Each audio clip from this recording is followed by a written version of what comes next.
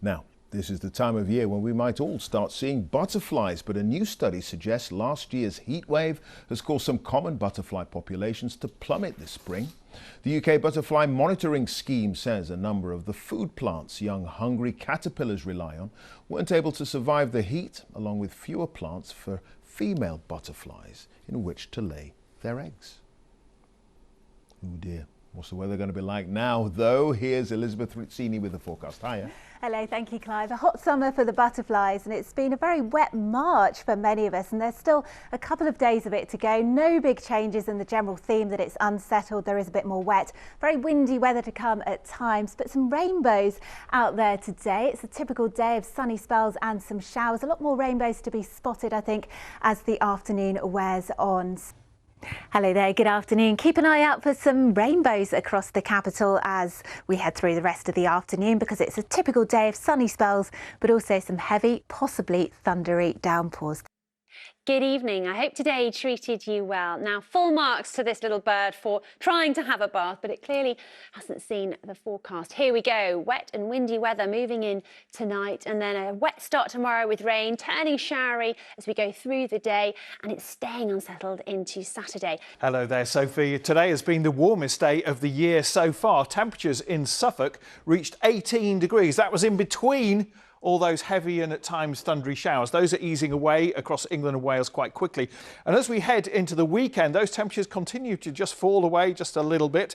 And as we head into Sunday, this is where we've got the drier weather and there'll be more in the way of sunshine. Very mild today.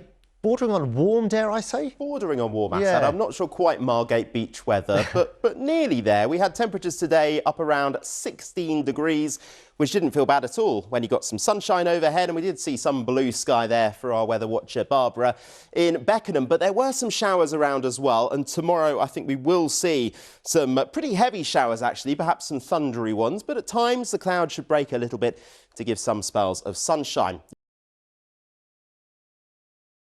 Also, why we had so few butterflies after the hot summer.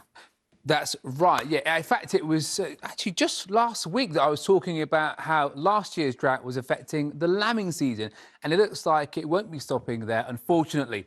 Butterfly numbers are also expected to be down as we head through 2023 because of last year's dry and record-breaking summer.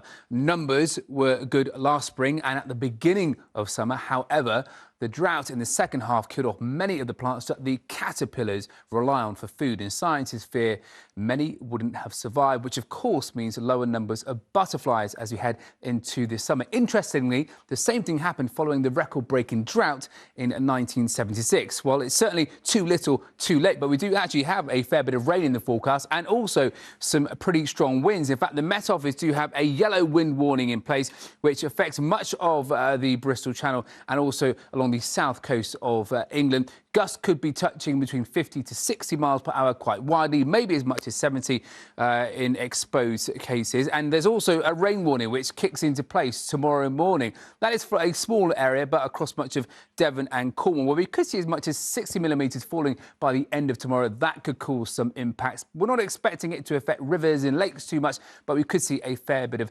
surface water flooding. So do keep a watchful eye, and these could be tweaked as we head through the overnight period into tomorrow.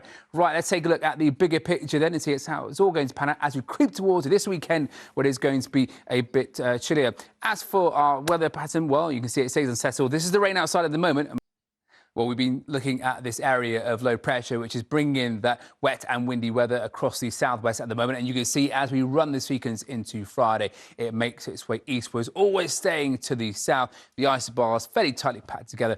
That's where we're going to get the stronger winds, particularly along the south coast. As I say, gusts up to around 70 miles per hour in exposed locations. Yeah, so 17.8 degrees earlier this afternoon makes it our warmest day of the year so far. Of course, that will change as we head through the spring, but quite unsettled as we head through the next 24 hours. OK, Alex, thank you.